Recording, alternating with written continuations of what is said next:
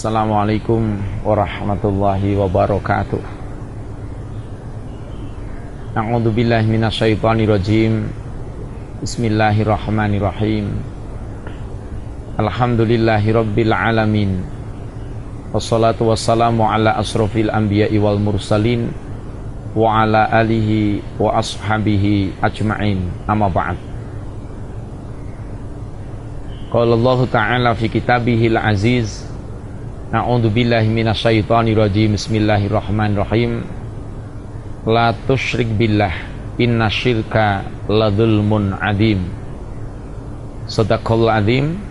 Saudaraku, para pemirsa TA TV dimanapun berada, syukur yang banyak hari ini kita masih dipertemukan oleh Allah dalam keadaan sehat walafiat, dan semoga pertemuan kita yang singkat ini ada manfaatnya buat kita, buat menata hidup yang cuma sebentar ini, sehingga kehidupan ini tidak sia-sia. Tidak lupa salawat dan salam kita sampaikan kepada uswah dan qudwah kita Nabiullah Muhammad SAW beserta seluruh keluarganya, sahabat dan para pengikutnya hingga akhir zaman, dan kita selalu mendapat syafaatnya di yaumul qiyamah nanti. Amin ya rabbal alamin. Saudaraku, mari kita kaji dalam surat Luqman. Meskipun Luqman bukan seorang nabi, bukan seorang rasul, tapi ternyata pelajaran yang dapat kita ambil luar biasa bagusnya, luar biasa baiknya. Ada riwayat bahwa Luqman itu seorang pembantu. Ada riwayat yang lain, tetapi itu bukan, tidak perlu kita jadikan problem. Yang terpenting adalah karena keelokan, kepandaian atas karunia Allah yang diberikan kepada Luqmanul Hakim, kepada Luqman, maka diangkat Luqman itu dimemorikan dalam sebuah surat dalam juz 21, namanya surat Luqman. Ada nasihat Luqman yang perlu kita cermati, nasihat Luqman bagi umat manusia. Yang pertama adalah dilarang musyrik.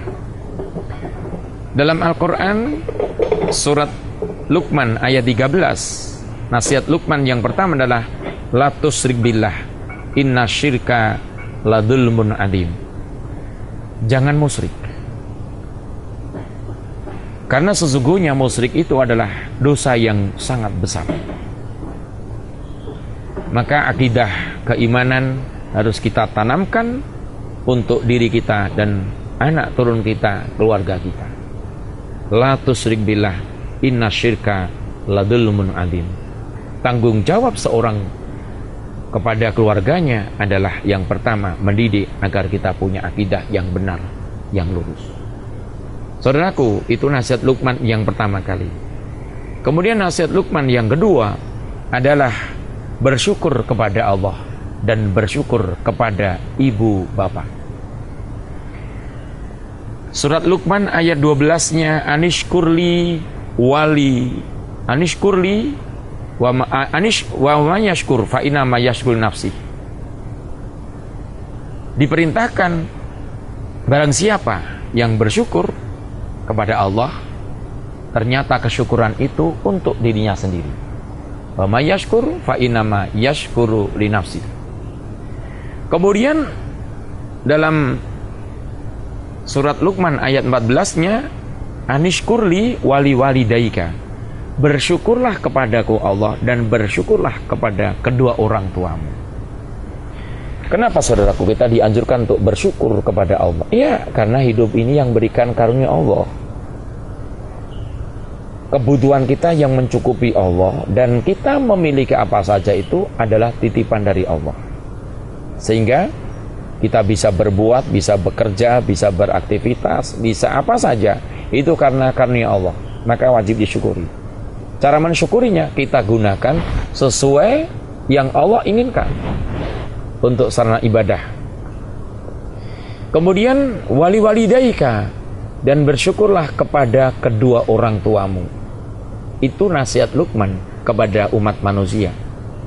Kenapa kita dianjurkan juga untuk bersyukur kepada kedua orang tua kita? Saudaraku, kita ada itu wasilahnya adalah orang tua. Kita bisa apa saja, wasilahnya lantaran orang tua kita. Bahkan kita sukses itu karena doa orang tua. Ingat, kedoliman, keturhakan pada orang tua itu menjadikan amal ibadah kita sia-sia. Bahkan ridho Allah ala ridhol walidain. Ridhonya Allah itu tergantung ridhonya kedua orang tua, dan murkanya Allah itu tergantung murkanya kedua orang tua. Maka dengan yang pertama, nasihat agar kita tidak musyrik. Kemudian kita mensyukuri apa yang Allah berikan kepada kita untuk sarana ibadah. Kemudian anishkurli wali walidaika. Kemudian kita dianjurkan juga untuk bersyukur kepada kedua orang tua kita. Dari dalam kandungan kita sudah dirawat, dijaga agar kita tetap sehat dalam perut sang ibu kita. Setelah lahir pun kita dijaga agar tetap sehat, tetap hidup, tetap diberikan karunia oleh Allah. Sampai sekolah, sampai dewasa, bahkan berumah tangga, bahkan kadang-kadang sampai berumah tangga pun kita masih sering merepotkan orang tua. Jangan kufuri, tapi syukuri.